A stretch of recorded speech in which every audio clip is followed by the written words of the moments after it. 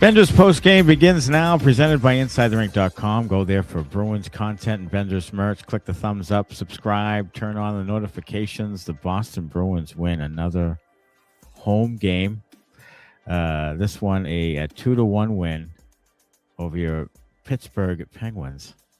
A big one. Penguins hot as a firecracker. Yeah. Second in the Metro, chasing the Hurricanes.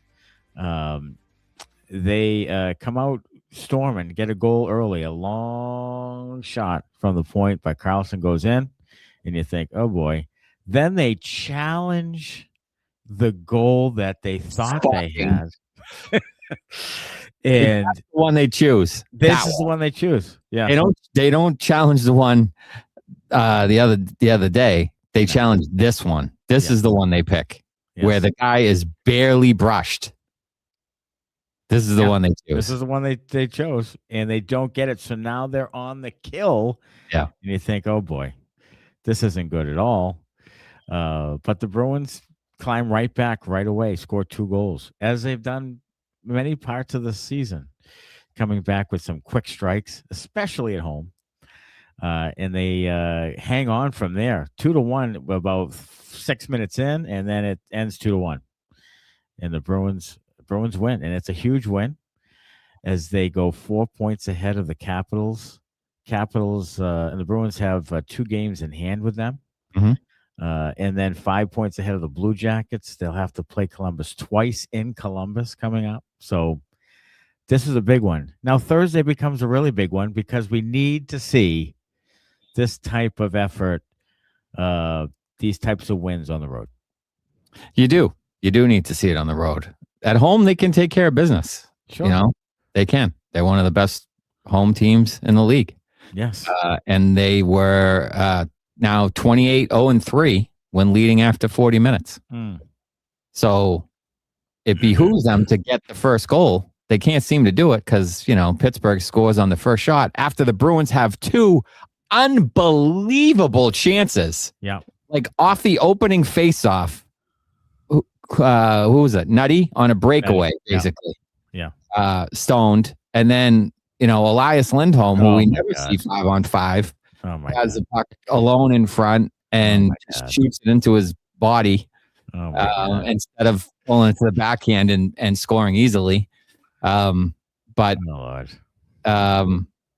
then they go down when Carlson scores on the first shot of the game for the Penguins. Yeah, you're thinking, here we go. But I tell you, I think the turning point in the game is the Swayman save on. Was it who came in on the breakaway? Was it? I don't think it was Brazo. Was it?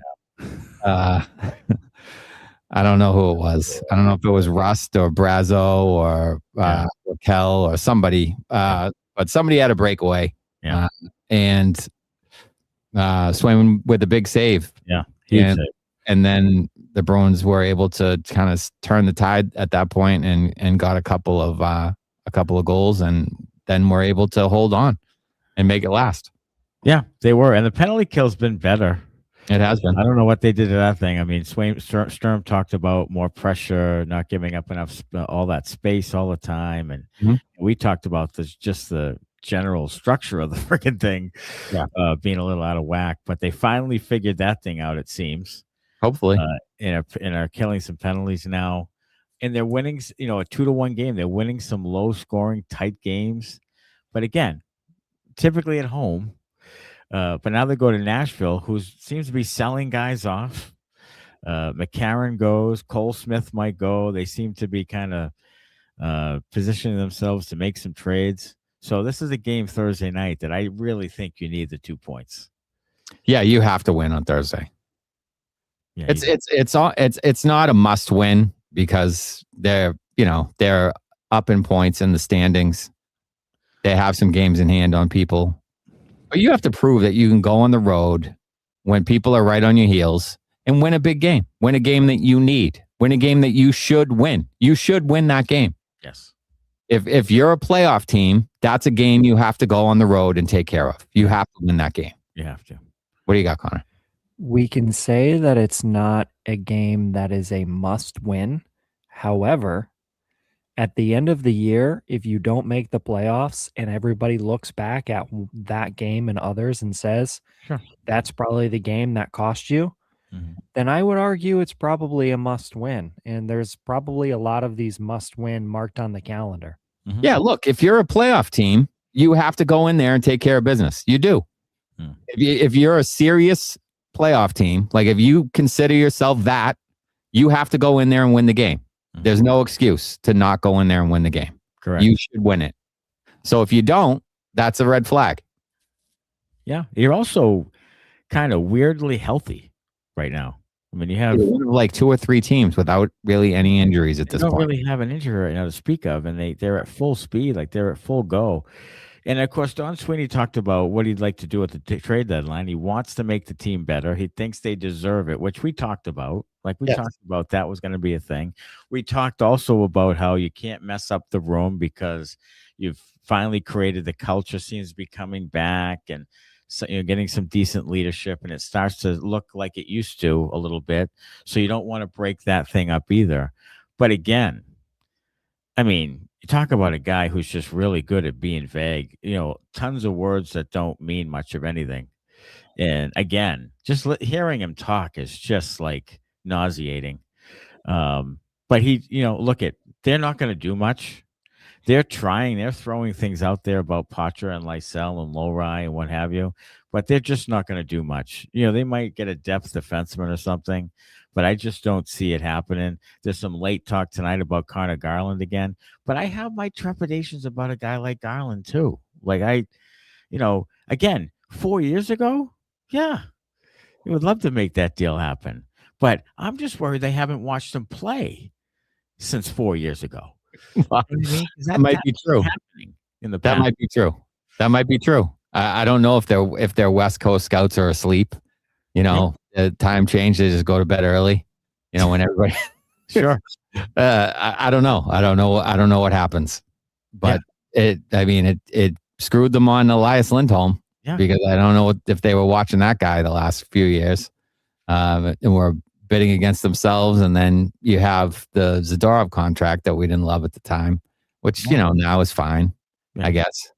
But it does. It makes you wonder about a guy like Connor Garland. Do they love him because they haven't watched him in a little bit, and he's from Scituate?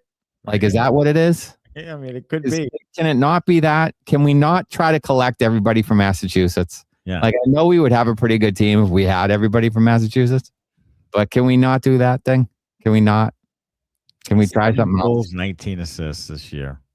The problem isn't Massachusetts players. It's that Sweeney wants to get all the third line Massachusetts players. Yeah. I mean, well, that's definitely a part of it. Like if we can get Boldy, is he pissing vinegar? He's 5'10", 165. Is he pissing vinegar? Like, are we still doing that thing? I think I haven't heard that anymore. I don't know. I don't know if he is. Yeah. I mean, I don't know. I mean, I just look. I mean, if you're going to keep Arvidsson past this year, is a lot of cheddar. It's a lot of money. Yeah, it's a lot of money. For a guy that scored to 7 goals. Replace Mikey Eyssimont. Like, this is what we're talking about. Like, I don't love it.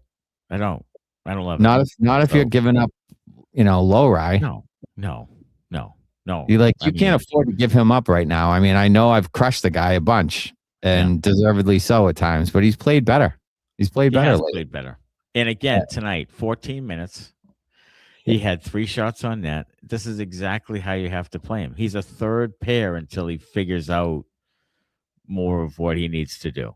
I think he's a third pair defensively, and you could give him a little more power play time, and that might help him gain a little more confidence. But I'm not willing to put him out there against the other team's best players. I'm just not. No. I mean, he's a third pair guy to me. Unless you're in dire straits, then you got to play him some more. But yeah, he had a minute 45 of PP, and he had 14 minutes. He had 3 shots. I thought he was fine. He's fine in that realm. Like, he's fine. Yeah. So you have to lean on Zadorov and Lindholm and McAvoy, and you still need a top 4 defenseman. I don't know if you're going to get it by Friday. Probably not. Yeah, I don't so think you have to figure that thing out in the off season.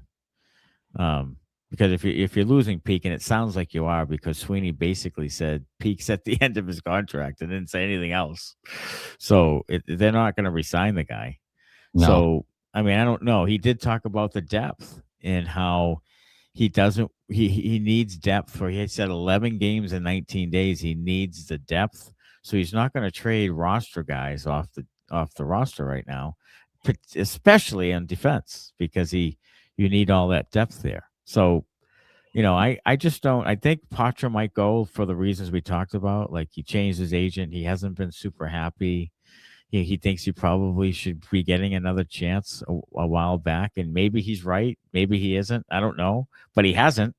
So I think as an RFA coming up, I think that they're probably going to try to deal him, but I don't want to deal him just to deal him. So that's the other thing. I don't want to either, because I do think there's something there. Whether he gets a chance here or not, we'll see. It seems unlikely with the way things have gone, and as you mentioned about the agent and stuff, like, it doesn't seem like it's going to happen here. But I don't want to just give him away. I mean, I suppose, he's at that RFA, what are you going to do with him after the season thing? You either got to sign the guy or you got to non-tender him, and he ends up somewhere else anyways. So you got to kind of figure out what you're going to do there. And ideally, you put him in a deal and get something good in return. But if you can't swing that, I don't want to just give the guy away for nothing. What do you got? What has more value to you if you're an NHL general manager? Mason Lohrei at his contract and the minutes that he logs in the NHL, or Mason Lohrei at his contract, or excuse me, Matt Poitras at his contract with his future potential? It's Lohrei. Yeah. It's not close. It's Lohrei. Yeah. I mean, he plays defense. I mean, you have a bunch of guys who can do what Matthew Poitras does right now at the NHL level. And look, we again, Bruins fans were so desperate to get a prospect that actually mattered, and they didn't have first-round picks, so you really needed to hit on one of those second-rounders like Lohrei and Poitras. And then Poitras came in and showed some nice moments when he first came into the league. But at the end of the day, I just don't think he can handle it, especially in the Bruins system, how they want to play.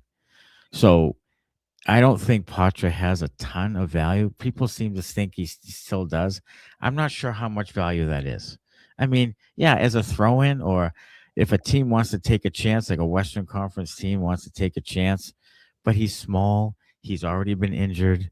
He's shown that he gets knocked around. Like, until he can protect himself better as well, I just don't see it in Poitras. Like, he might play 6 or 8 years in the league, or he might bounce around and play here and there, but to what extent? Like, how valuable will he be? Like, he might be a guy that you throw in here and there, up and down in the NHL, maybe, but I just don't think he fits the plans for the Bruins. So I think you need to just move on from it, because I don't think it's not going to overnight just happen for Poitras. And they're like, okay, now it's time for Poitras. I think they're already past it with him, because I think this new piss and vinegar, heavier thing and all that, I think they have a really hard time with that. And I don't think Sturm wants him playing. I think that's probably one of the bigger parts of this. I think Sweeney might give him another chance, but I don't think Sturm loves the fact that he's so slight and that he's often injured and he gets knocked around all the time. That's not what Sturm wants on the ice. So I think a lot of this probably has to do with Sturm. I think that's probably true to a certain extent. And look, he's not having a great year in Providence either. No, he's not. He's having a decent year. Yeah, he's fine. But like, fine in the AHL, what does that get you? Not much. No. So, guys like Alex Steves and Blumel have been called up, and not him really. Right. I mean, who are you going to take out of the lineup for him? Yeah. I mean has what? 13 goals now? It's not him. I mean, before I would have said it was him. Right. But it's not him. It's not Zadorov. It's not Middlestat scored again tonight. It's not Albertson has 14 goals. No. The only guy that could possibly come out of the lineup right now to me is Eyssimont. Right.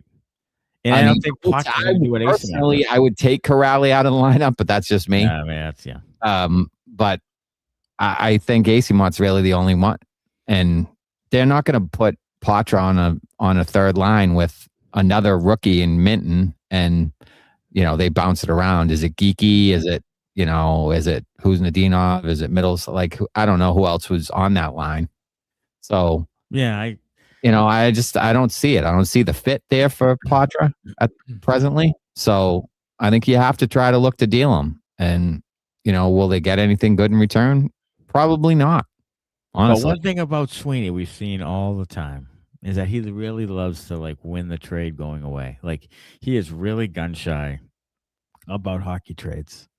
And I don't know if it was Riley Smith or whatever happened to him, but he's really gun shy on that thing. So he typically wins the trade. And I think that's why you're not seeing much action right now, is because he would love to get rid of a Poitras and a Lysell and maybe use one of the picks and get an impact player. But I don't think teams out there are willing to take that for an impact player. It's just not enough. It's not. It's not enough. So it's easy to say, yeah, Poitras, Lohrei, and a first for Robert Thomas. The Blues don't want to do that. No. Why would they do that? They're getting Poitras, who you don't even know is an NHL player full time. You're getting Lohrei, who's been a mess defensively, and then a first round pick that's 26. That's what we want in return. What Buffalo offered was Owen Power, and I don't know. I'm drawing a blank now on who the other. There you go, Hellenius and Quinn. Yeah. So, it's their offer is better than yours already. You would need to include a Letourneau and or a Higgins in that thing. It's not getting done with Poitras and Lohrei, and they're still wavering with Buffalo's offer, it appears. So, you don't have enough, or you're not willing to give. I mean, you have the assets. You could make it. You could make the trade. If you were willing to blow them away. Right. You could do that. You're just not willing to do it. Sweeney's not willing to do it. He never has been. He's not a gambler. He's a play it safe guy, and always has been. So don't expect any kind of shocking impact move from Don Sweeney. And also don't ignore the fact that making the playoffs this year helps him continue to be general manager of the Boston Bruins. Correct. That because it's still about him in some way. Mm-hmm. So he's not going to take a borderline playoff team or team in playoff position right now and risk losing that position to make some trade that might help in the future but doesn't help now, and then you don't miss the playoffs. Because the Jacobs are like, why don't we have playoff gates? And that's still a big factor in it. So he's seeing right now that my thing worked. We might make the playoffs with my piss and vinegar and all that stuff. We might make the playoffs. So he's not going to threaten that, because if he makes the playoffs, it's another year they made the playoffs. So if he misses the playoffs 2 years in a row, now you're in danger. Now there's reason. There's reason for termination. Here's a question for you and a question for the commenters as well. Do you think the piss and vinegar thing is his, or do you think it's Neely's? And if it's Neely's, does this mean that he gets to inject himself more now into decisions when it comes to player personnel? Yes. Does he jump in and say, yes, we are signing the Nick Ritchies of the world. We are signing the Matt Boleskis of the world. We are signing, the David Baxters of the world, the bigger players, the heavier players. We're gonna keep doing it this way because he was the one that wanted to play this style, and he's proven to himself that it works to an extent. Yeah, right. So he gets to override Sweeney now and say, "Hey, no. Mm-hmm. We're gonna go big. We're gonna do it this way. We're gonna be piss and vinegar. We're gonna fight. We're gonna be hard to play against." That whole thing. Yes, 100%. And that scares the fuck out of me because I don't. And it should. I don't think Neely's a good judge of of personnel at all. It absolutely should, because he's still 1988 Cam Neely. I think he's bad at it. Here's the thing. This year, also, the Eastern Conference isn't as strong as it has been. So Ottawa and Florida and Toronto and all these teams you thought were going to be better than you aren't. So that's a if next year those teams start to get better again, you could easily fall quickly. Oh yeah, because you still aren't super talented. Yeah. So this has worked. This kind of a perfect storm this year of stuff. And it's worked, but I just think it's fool's gold. I don't think it works next year. Like if they go with largely the run it back group here, I don't think it works next year. I think they miss the playoffs next year. I mean, if they don't miss it this year, they'll miss it next year. Well, aren't you Debbie Downer? You're just both years on the missing playoffs bandwagon. Yes, but you're right. Neely is justified in his. We're going to put guys through the glass and piss and vinegar stuff. Here's the Maddie. Can't wait for the YouTube comments tomorrow about you being too negative, just for that one right there. I know. I mean, you're going to hear it 21 minutes into the stream. We just won a game, and why can't you guys care too much? You think? I mean, we wouldn't spend 82 fucking nights a year doing this with you folks. No offense. Love you. But we wouldn't spend all that time if we didn't care. Of course we care. If you don't care, then don't watch. Yeah. You know what I'm saying? It's not all roses and fucking rainbows. No, sunshine and rainbows. It's not. Jesus. I mean, we're going to be critical here. Okay? It's okay. Yeah. It's okay, everybody. Welcome. We're going to be critical. That's going to be the byline. We're going to be critical. Yeah. Here it comes. We're authentic. Fucking. But I still don't think they're going to make the playoffs because I still think there's a run of road games coming up. Yes, could easily. If they lose 3 in a row, they're probably out or almost out. I mean, Ottawa could win 4 or 5 in a row, and you could lose 3 or 4 in a row, and they could be ahead of you all of a sudden. Like it's so close right now that they need to win some of these road games. Yeah, they can't afford to have any slip-ups. No, they can't. Like they can't lose Thursday. No, like that's a tough one. Like because then you have Saturday. You have Caps Penguins Saturday Sunday. Mm-hmm. Caps are right behind you. They're going to be going balls to the wall to try to win that game. Yeah. So you lose to Nashville, you could lose the next 2 and that's 3 in a row. Sure. And then where are you? So Fuck. Thursday is such an important game. It is. Because the weekend's going to be tough. Penguins are going to, I right now scheduled loss Sunday against the Penguins. They're going to lose to the Penguins in Pittsburgh. They are. Yeah, probably. So the Caps at home Saturday. So Thursday's a big one. It's a really big one. And I don't want to be fucking green. You're right, Hockey. All right. Benders Banter is presented by Evolve ABA, which offers consulting services from a board-certified behavior analyst to adult day programs in residences, schools, and even businesses using the principles of applied behavior analysis. Evolve ABA is also pleased to offer staff training and collaboration with parents of children with autism and other special needs wishing to learn more about the science of applied behavior analysis. To learn more about Evolve ABA, call Sean Daly at 774-823-5016 or visit evolveaba.net. Dark Davy, first shit goal again. What the fuck? That thing goes in, and I thought of the Olympics. Like, oh my God, from a distance. Like, what are we doing? Like, there was some interesting talk. Felger and Maz, I used to be a huge fan of. I'm not as much anymore. They're a little over the top now.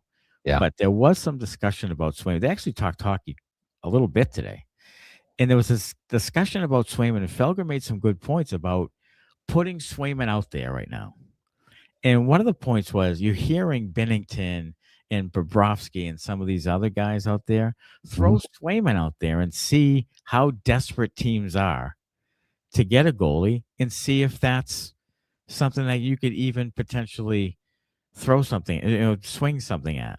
And you know what? It wouldn't be but again, it's a risky move. And it's also telling people that you made a mistake to begin with, which Sweeney doesn't do either one of those things. But he actually made a decent point about, you kind of throw it out there and see how desperate teams are to get a goaltender, and why not see what people might offer, see where it might go. I will add that Pete Blackburn just tweeted at him after the game and asked him if he's still interested in trading Jeremy Swayman. Right. Blackburn and Bean were on with him, and they were talking about Swayman, and Bean was trying to convince him that, well, he makes $8 million, but there's a couple of great goalies, and then there's the rest. And Felgo's like, that's my point. Like, there's the rest after that. And Bean was trying to say, well, Korpisalo, first of all, he said Korpisalo made $5. He actually makes $4, but the Bruins pay $3, so whatever. But and Korpisalo's not a great goaltender either. But Felger's of the ilk that you need a hot goaltender when it matters. You would rather save the $6 million and roll your dice with Korpisalo, and get somebody else. Like, he'd rather be the center than the goalies. I think number one, it would never happen because Sweeney doesn't have the balls to do that. Number one, so that's never happening. So we just put that out of mind. Right. But personally, I don't think you do it. I mean, as much as I've give Swayman crap, and I've given him a ton of crap.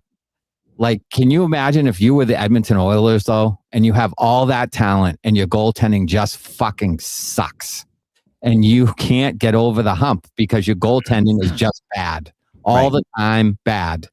Right. Achilles heel with the two best players in the goddamn game, and you can't get out of your own way because your goaltending fucking sucks. Yeah, it's discouraging. So it can, that's part of the reason the Flyers have been bad for so long. They can't find a goalie. Right. Like, if you don't have a goalie, you're just screwed. You're just absolutely screwed. Can you imagine if the Bruins didn't have Swayman this year? They would be bottom of the league. They would be bottom of the league. They really would be. Yeah, they would be. They would be. So, yeah, I mean, look, we talk about Swayman. I will say this about Swayman. His numbers coming into tonight were just slightly better, like his goals against and his save percentage than last year. But his quality starts were like 68% over 50%.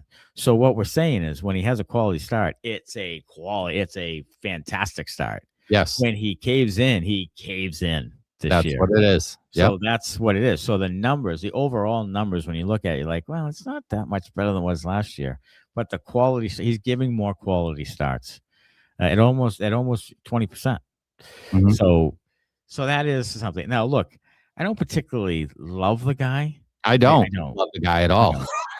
I don't. I just sang his praises because I mean, what do you quality starts with quality. I think the stat that Matt just threw out there, kind of in my head, made a light go off and say, that is basically saying that Jeremy Swayman really has no battle in him. If he faces any significant adversity in a game, he folds. As a bulldog, folds. That's pretty true. Yeah. That's what I don't love.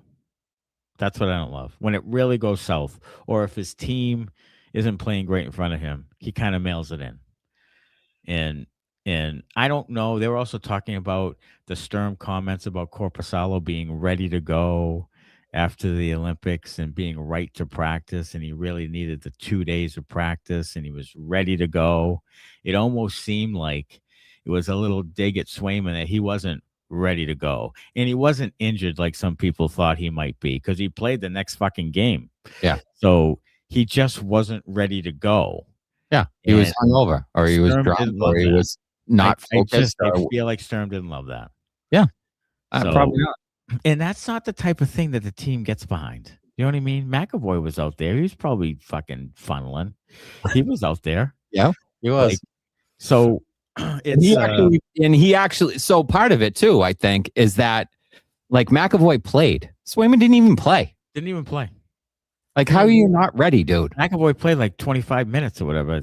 Yeah. Like he played. Like, how you played in one game and you gave up a goal from center ice. Like, why are you not ready to go? 12 days off. He had 12 days off. I'm going to assume here, and I'm going to play the devil's advocate, that most of the reason why NHL teams don't want to carry 3 goalies is the backups have to share a net.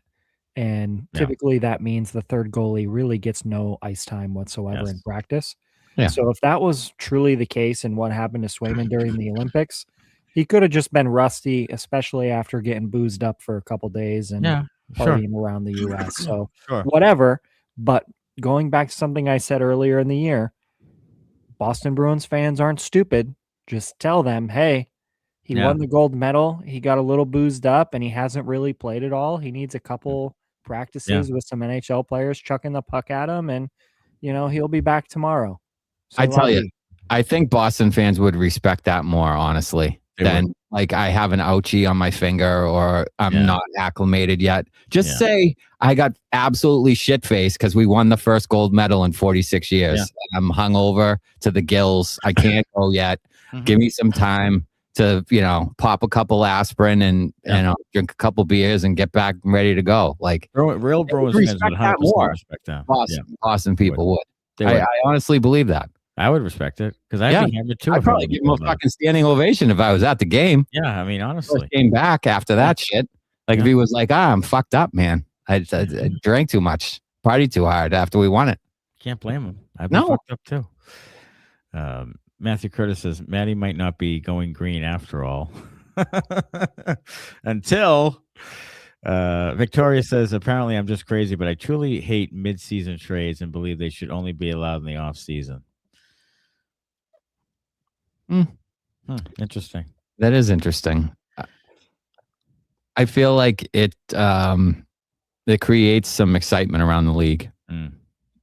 And it also helps maybe some teams that aren't as good to, kind of replenish and be able to get some assets for the next year. And it also allows some teams to, improve for the stretch run. I also find it interesting that virtually no roster players have been in any rumored trades that I've seen. Like there's been, like, we think Arvidsson might be out there. We think Middlestat might be out there, whatever, but really only Lohrei is the guy that you really hear about as a roster player. So they're not even like Jimmy Murphy. Does that even count? Who? Oh, Jimmy Murphy. Yeah. I say, if you hear Lohrei's name from Jimmy Murphy, does that even count? Yeah, I don't know. Jesus Christ. I don't know. If I see one more post, as I reported last week, dude, you're reporting, what you think might happen. Like anybody does that. Yeah. Like, give me tangible, like this guy said this, but if you can easily say, the Bruins might be interested in Connor Garland. You think? Only heard his name 5 years in a row. He's from Scituate, for fuck's sake. Of course he's on the radar. Connor Murphy. Yeah, Gord Murphy's fucking son. Yeah, he's probably on the fucking radar. It's all about family, baby. Like, for Christ's sake. Like, I just stop it. Stop it with all that. Stop it. Matthew Curtis. Honestly, the trades I see us making are Bruins trade a pick for Braden Schneider and the Bruins trade Peeke for a pick, and that's it. Yeah, I mean, get a defenseman in, send Peeke out. And maybe they're waiting for that defenseman to come in to send Peeke out in the final hour, like to some place. Maybe. Jordan Harris seems, is probably ready to go at some point here. Mm-hmm. So they have some protection there. I would assume if they get the defenseman that Peeke will go out, because other than that, you're going to just let him walk at the end. And I think he has some value there. If Connor Murphy is a second round pick, then Peake's got to be third anyway, right? He's got to be in that range. Get something. So who knows? Odysseys did a little stalker background check on RT, Robert Thomas. Born in Aurora, Ontario, and his wifey in Toronto. That's 2 and 1 hour drive. 2.5 hour drive to Buffalo. 2.5 hour drive to Buffalo. The ball is on Kekalainen's lap. He does as he pleases from now on. Yeah, I mean, we heard Thomas rumors going to Buffalo, right? Yep. They like Bowen Byram. They like Owen Power. I would think that if I had to guess, that Thomas will end up in Buffalo, which doesn't help the Bruins at all. Nope.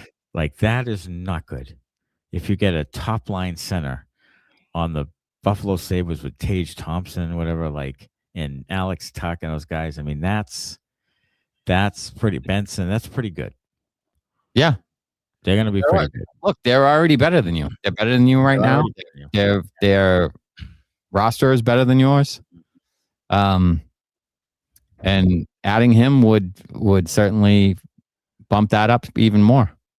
Yeah, it is. Sweens needs to sell off the whole farm to match Buffalo's offer. I'm not totally convinced on doing so, even for Thomas's Odysseys.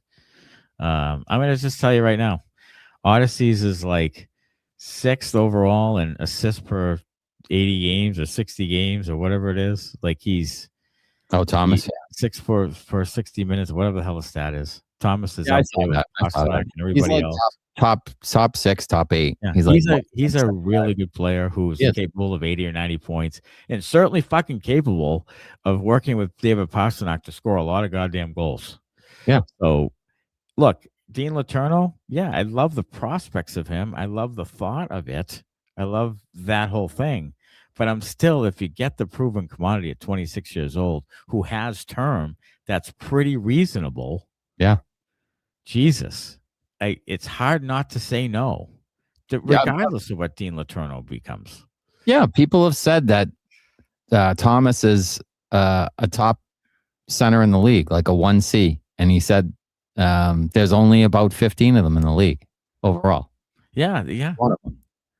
Yeah. So you get one. I mean, a center is so hard. I mean, they've had a bitch. That's why I don't know why the Bruins aren't in on this thing.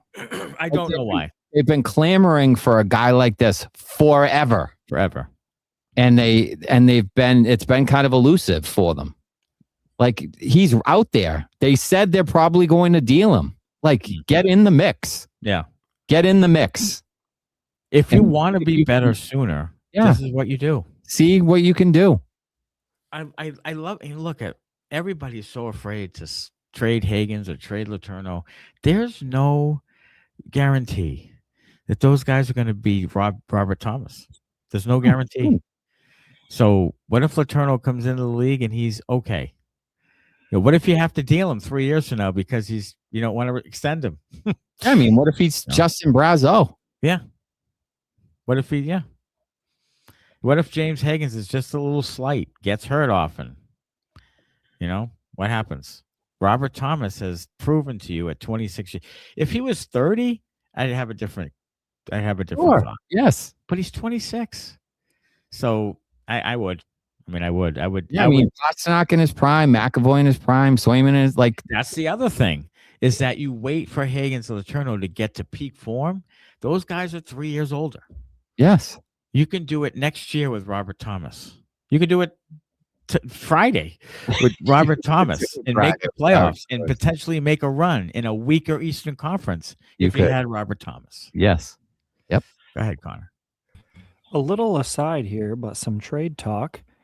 Just got a message from somebody who's credentialed in Winnipeg that one of the Bruins management is listed in the scouts and organization seating, and allegedly it's one of the Bruins assistant general managers. For what it's worth. Jets. So who are they getting? Taves with money retained. And that game is Chicago and Winnipeg, for context. Chicago and Winnipeg? Oh, they get Ryan Donato? Great. We're going to bring him back with them? Swell. Yeah, that's swell. Maybe it's like Sweeney loves to play under the radar. Maybe it's a guy. Maybe it's like Mark Scheifele. Maybe. How cool would that be? Maybe. Yeah. Maybe it is. Who else is on that roster that's... Are you going to get Josh Morrissey? Maybe. I don't know.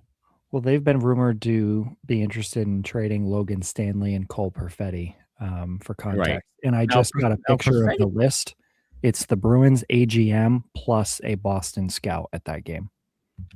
Perfetti is a guy that was kind of brought up last year, wasn't he?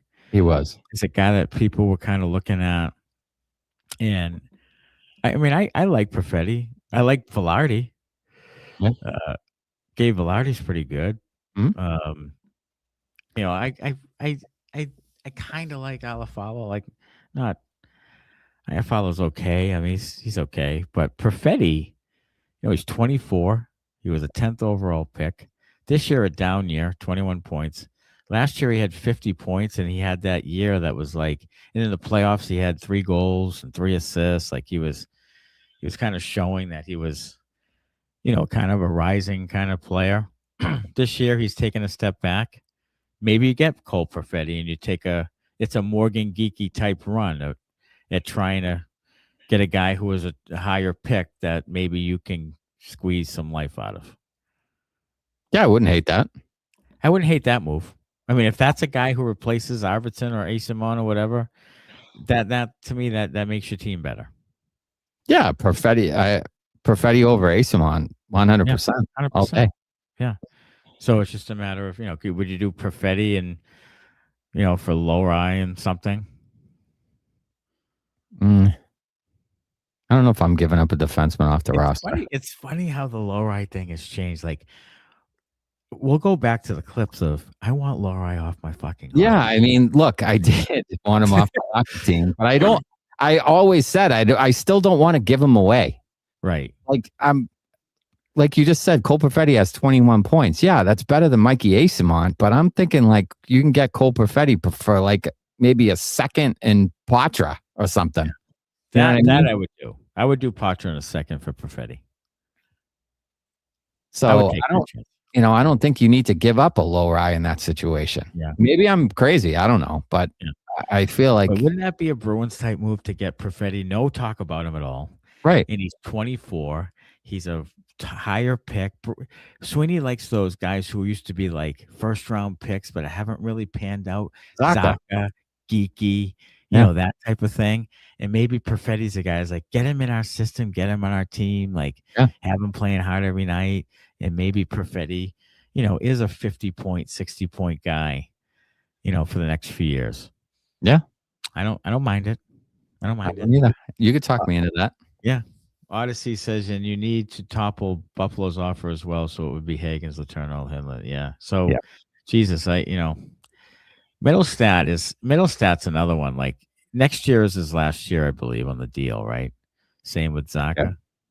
So, I mean, I think the offseason is going to be a more interesting thing. If they miss the playoffs here, then they have to be more aggressive in the offseason. They have to. I don't know if there's a way they can't. I mean, they have to because they would have missed it twice in a row, and Sweeney would be like, I've got to make the playoffs. So you would have to believe they'd be more aggressive in the offseason. It's kind of one of the sneaky reasons why I want them to miss, just to see what would happen in the offseason and what they would do to improve the club. See, I still don't think he's the right man for the job. So I think it scares me because if they miss and he tries to get aggressive, like I don't like when he tries to be aggressive. Yeah. he gave away a bunch of guys. Like he gave away Taylor Hall because, it was a money issue. Yeah. So like gave away Foligno, like just gave guys away basically for nothing. And didn't get creative at all. I don't think he has a creative bone in his body. So I don't necessarily know if I want him doing that thing where he's like out there running and gunning, balls to the wall, I'm still on the Tyler Bertuzzi bandwagon. Putting his nuts out there. Well, I want Bertuzzi. Sure. I mean, I wouldn't mind that. Bertuzzi back. Like the number's better now. The contract number's better now. He's producing still. He's a good player. Not the greatest defensive player, but a pretty good left wing. He's still young though, isn't he? Huh? He's still young though, isn't he? Fairly young. Yeah. So like he's part of their core. Like it's Bedard, it's Bertuzzi, it's Nazar. Yeah, I think he's part of their. Like if he's producing with those guys and they're all around the same age ish, like low to mid 20s, like they'll. Bertuzzi's 31. Bertuzzi's 31. That is correct. He's been around a long time. Really? Yeah. Yeah. He played on Detroit for at least 5 or 6 years. Yeah. Okay. 31, dude. Okay. Well, yeah. Trade his ass. I'd get Bertuzzi. He's got 3 years left in the deal, I think. $6 million or whatever, or 5.5 or something. Yeah. I'd rather have him than like Middlestat money. Sure. Yeah. I'd rather have him than Middlestat. Sure. Okay. Matthew Curtis, blue chip first round prospect, top 6 forward, and 2 firsts. Here's the starting price from Armstrong. Agreed. He's probably definitely not waving shit to go to Utah. He probably ends up a Golden Knight or Panther, and I'll fucking break something. Well, the Panthers are going to do something because Phil Zito's going to want to do something. I don't know. I think he might just write this as a lost year. Yeah. Without Barkov, Barkov's back skating, but really without Barkov, I think he's just like, we'll push it till next year. I don't think he's going to do anything. I don't think the Panthers are going to. They might do something small, but I don't think they're doing anything big. What do you got, Connor? Do you guys want any breaking trade info during the middle of the comments here? You mentioned some trades for Nashville earlier and how Cole Smith was one of the names involved. Well, he was mentioned to potentially be going to Tampa Bay. Psych! Just kidding. Vegas acquired him for a 3rd-round pick in 2028. Okay, there you go. 3rd rounder in 2028. Okay. It was actually a 2nd rounder that went for McCarron in 2028. Mm-hmm. That was interesting that McCarron would get that kind of, but his numbers, Peeke, and he has some pretty good defensive numbers. Block shot. And he's a fucking big, scary dude. He is. He is a moose. So that's it's 3 drafts from now, though, which I think is to be noted. So. It is. Odyssey says Casey, Lohrei, and 2 first-round picks. Lysell, Poitras throw in.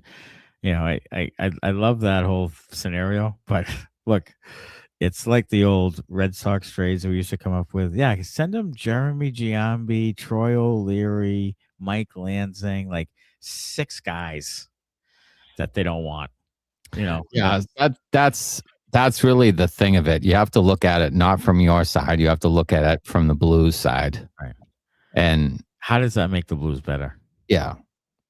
So they don't want Casey Middlestad either. We don't want him. They don't want him. They want a pick, probably. Yeah. They want 1st-round picks. They want Higgins or Letourneau or both. Probably Lohrei. Yeah. They're not going to want Poitras or Lysell because nobody wants those guys. Yeah. So it's multiple 1st-round picks and probably your 2 best prospects. And if it's not, Higgins and Letourneau, it's Higgins and Cooper Simpson or Higgins and, Will Zellers. It's guys that you would rather not give up. It's going to hurt. It's going to hurt. You're acquiring a top 15, center in the league. It's going to hurt. You're going to have to give up something that you don't want to give up. It's not going to be Casey Middlestat. It's going to be. That's why I'm saying, do you think Higgins and or Letourneau will be a top 15 center in the NHL at some point? It's unlikely. It's unlikely. So that's why you get Thomas. Yeah. That's why you get him. I'm with you. They're hard to find. Centers are hard to find. Higgins right now is a winger. He's a good one, but he's a winger. And Letourneau has had 1 good year of college hockey. Yes. As much as I love the guy, and I think he's going to project well, because I think he's a big kid. He has good hands. He has a good shot. I think he's going to project well. I think he's going to have a good NHL career. Is he going to be a top 15 center in the league? No. That's a different fucking story. That's a different story. Is he Joseph Stumple or is he Geno Malkin? That's a different story. That's a different thing. Swayman pretty amazing after the first shot. Yes, he was. Matt Curtis. Victoria says, producer Connor, Minton did better this game. He did play better this game. He was more physical, won more battles. He had that great battle that led to the Husnudinov goal. Mm-hmm. That was a great 3rd guy high. That was a great shift by those guys. It was great. Really good forecheck, good puck battles. Yes, good spacing. Whole ball of wax. Yep. Yeah, that's how you. Can I tell you guys a quick secret? Sure. Yeah. You guys have no idea how tight my asshole is going to be until Friday at 5 p.m. in hoping that Don Sweeney doesn't get a hair across his ass to trade for a pretty significant player and gut me of my boy. Oh, I would be in stitches the rest of the day. If they send Minton.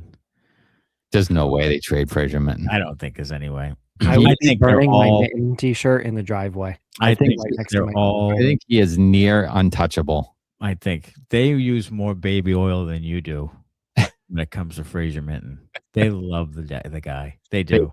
They love. He's the closest they have to a young Patrice Bergeron. There's no way. There's no way. And he's 6'3", like he's bigger. Yeah. Like he is exactly that play tonight. Everybody was rubbing one out in the ninth floor. Oh yeah, that play. I mean, that was just. Just know that if it ever happens, we're gonna need a replacement producer for like 24 to 48 hours. As I, what are you talking about? We're going live to the chicken coop. Going live. I will be in the chicken coop, rocking myself back and forth. Yeah. You should produce from the chicken coop when that happens.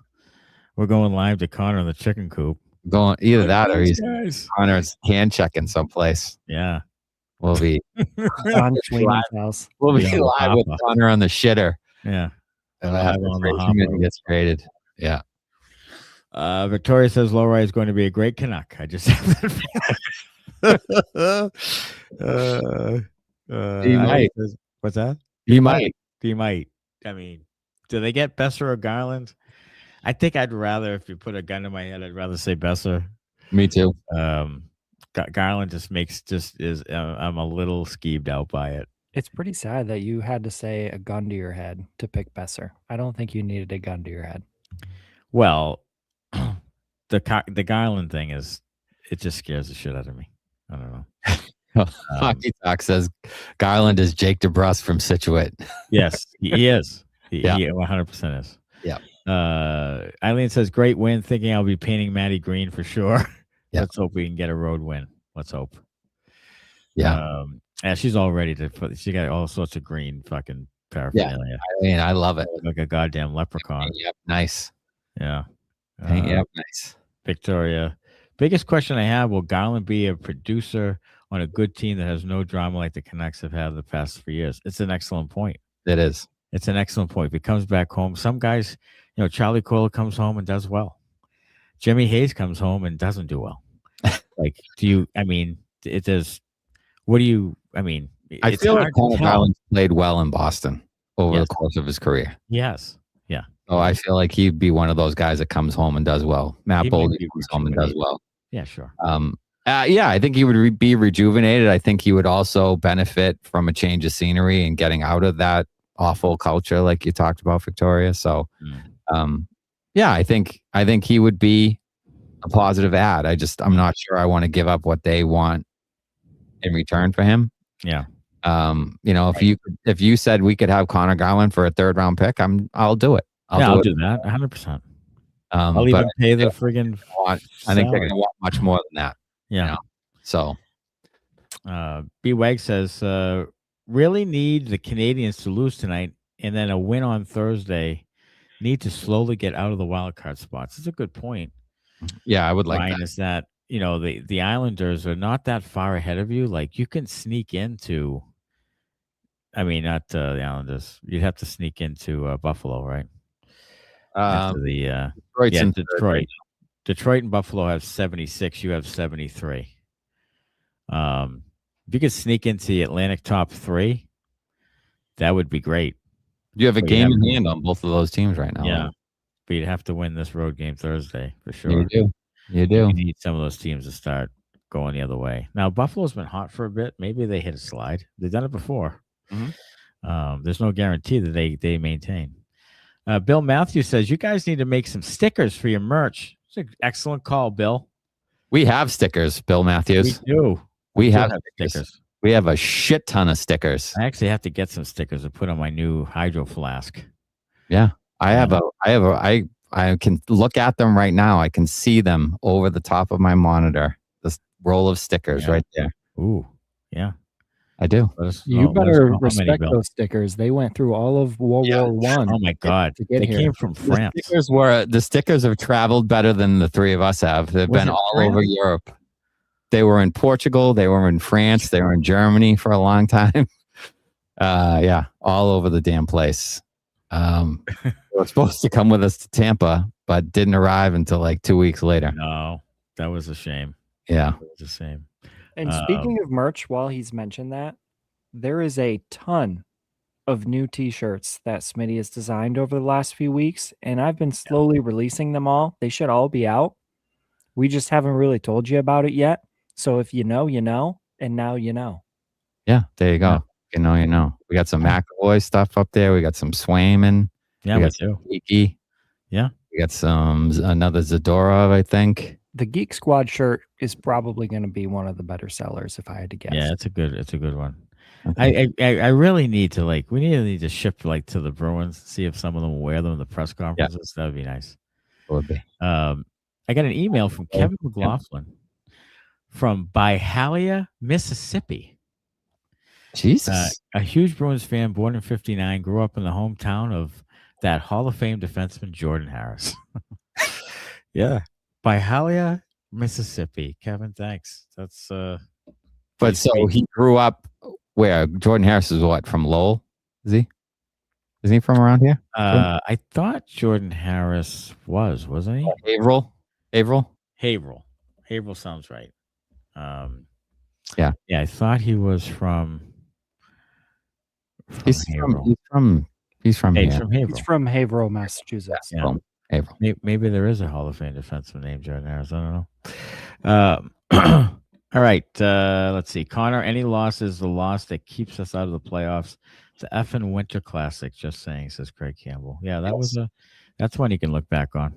Yeah. That Stadium Series one is a good that's the league in the dick. Yeah.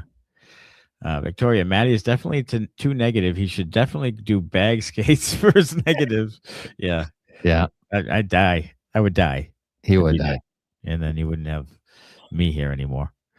I watched the Miracle on Ice documentary on, I don't know which streaming service it was on. It was excellent. Really, really good. Yeah, it's excellent.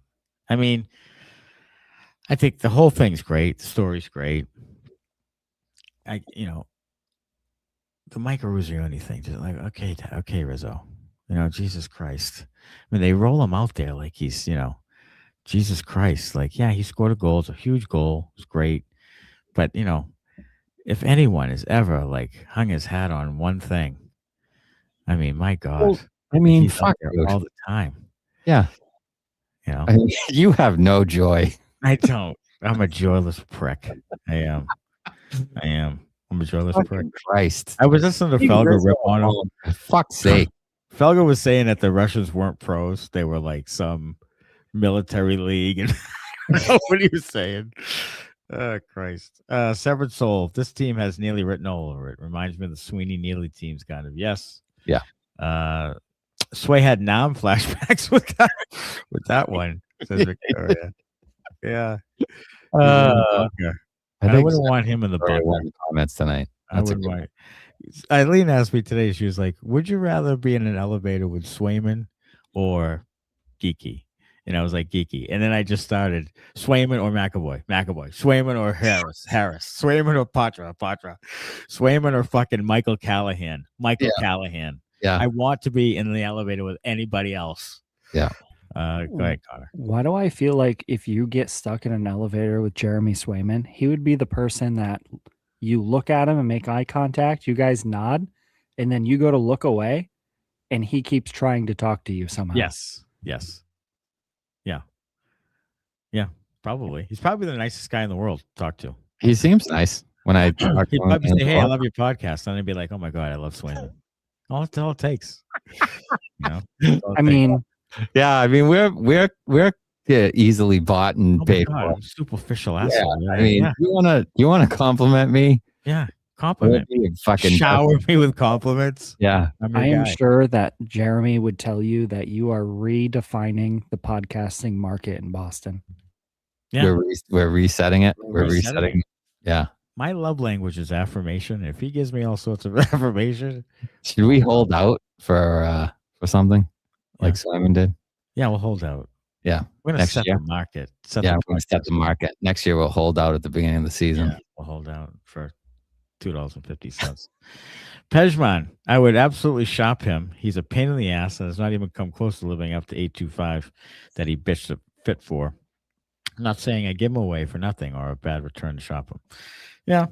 I mean, I would throw it out there. But who knows? Who knows what the team thinks of him? I think Neely probably doesn't love him.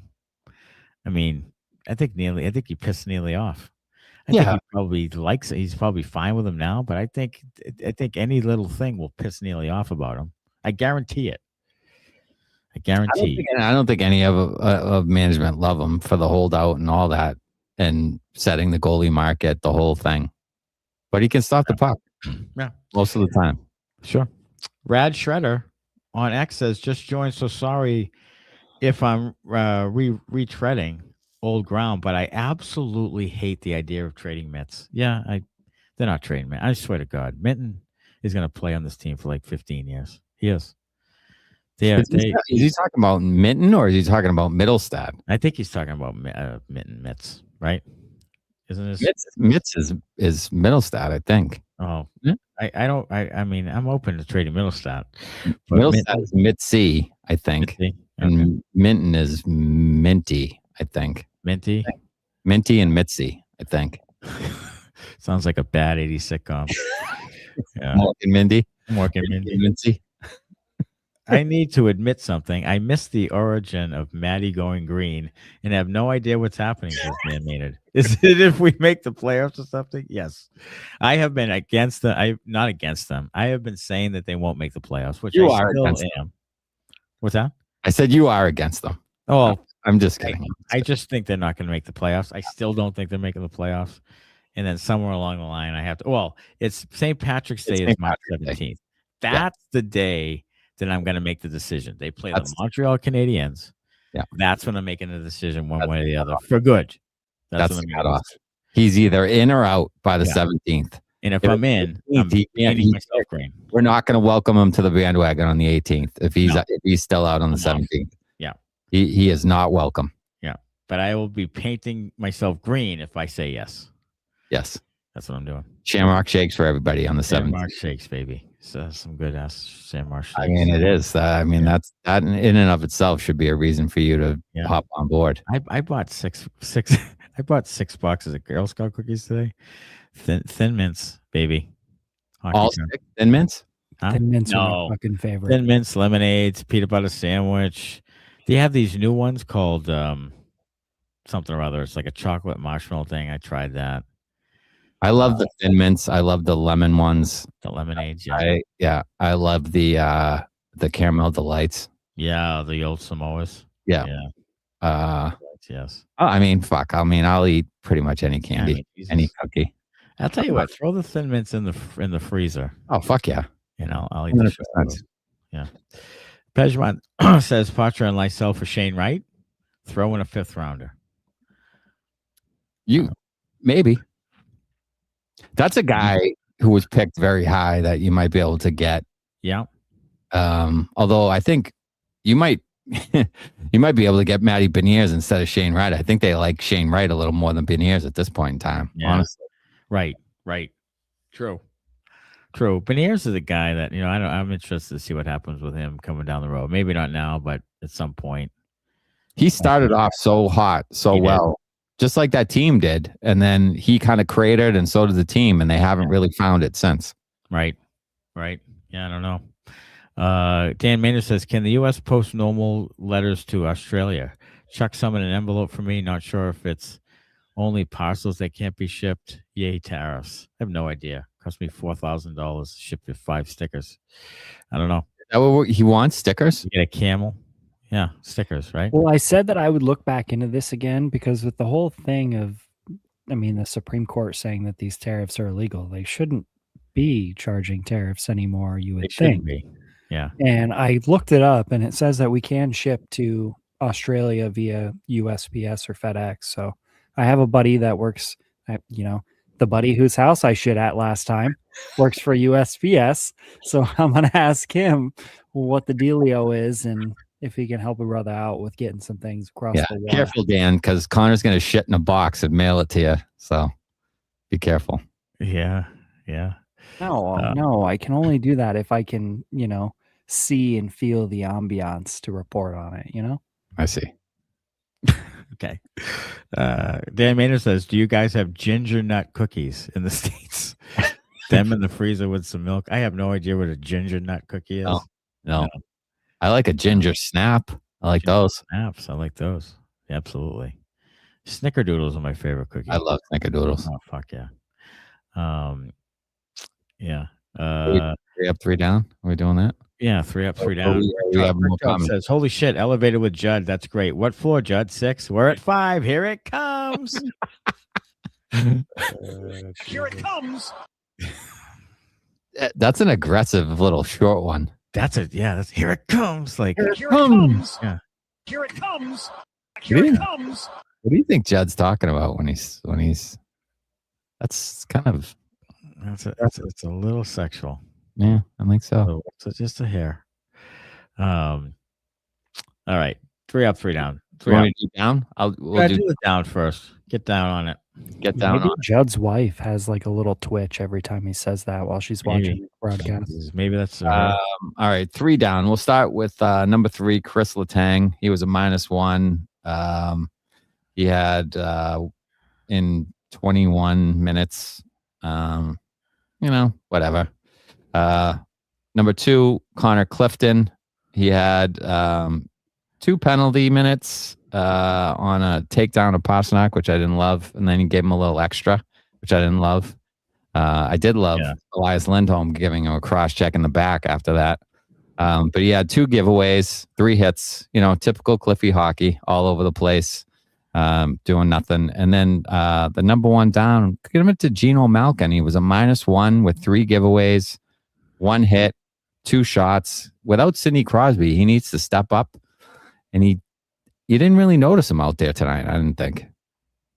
No, I didn't. And yeah, look, he's always kind of, to me, he's been a guy against the Bruins, and he'll probably jam this up my ass on Sunday, but he's always been a guy that kind of not necessarily struggled against the Bruins, but was never really dominant against Boston. No, he wasn't. No, he wasn't. Well, they had Carlo against Krejci. Yeah. They did have Carlo. They had Carlo for a long time, who was pretty good against big centers like Matthews, Malkin. He did really well. He had, good stick position, and he's a bigger body. He could match that whole thing. And that was really something that was, I didn't think it was underrated, but maybe it was underrated, what he did against those types of players. Like Korpisalo, those guys. He could really neutralize those guys. So that might be part of it with him. Mm-hmm. It seems to me like, other guys would hurt the Bruins, like Rust and guys like Gensel and the wingers, that would play. Yes, Chris Kunitz. Yes, Crosby. Yes, those guys would hurt the Bruins. All right, up 3. Nikita Zadorov, I thought was pretty good tonight. He had 5 shots on net. He had 3 or 4 hits.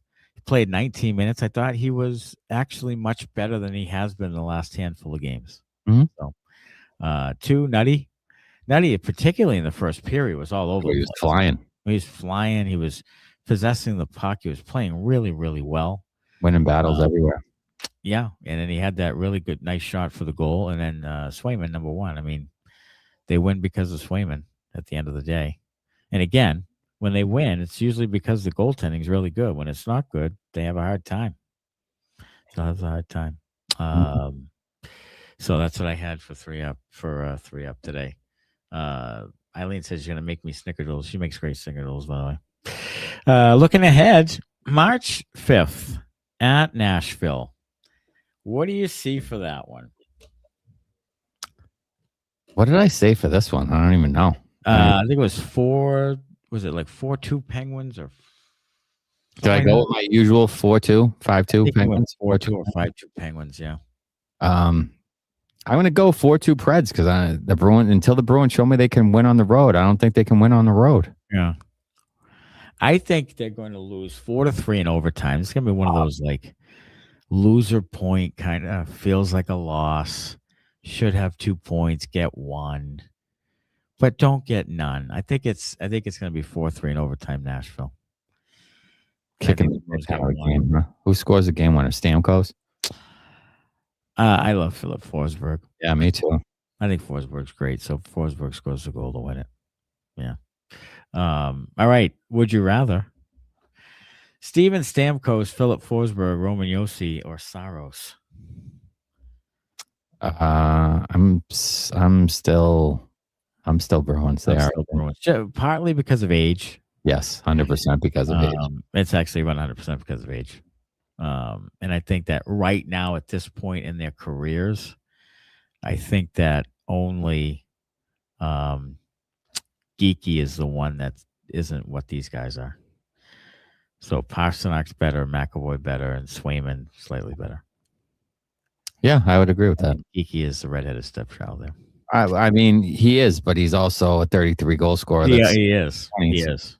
Yeah. Whereas, Stamkos of Forsberg is, 36 instead of 26.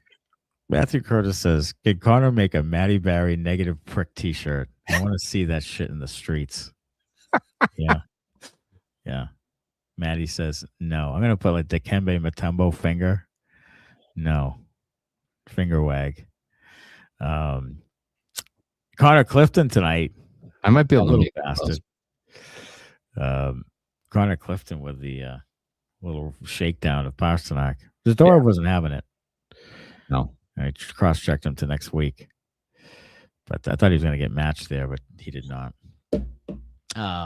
Well, excellent night tonight. Good comment section going. Bruins get the dub. 2-1 tonight over the Penguins.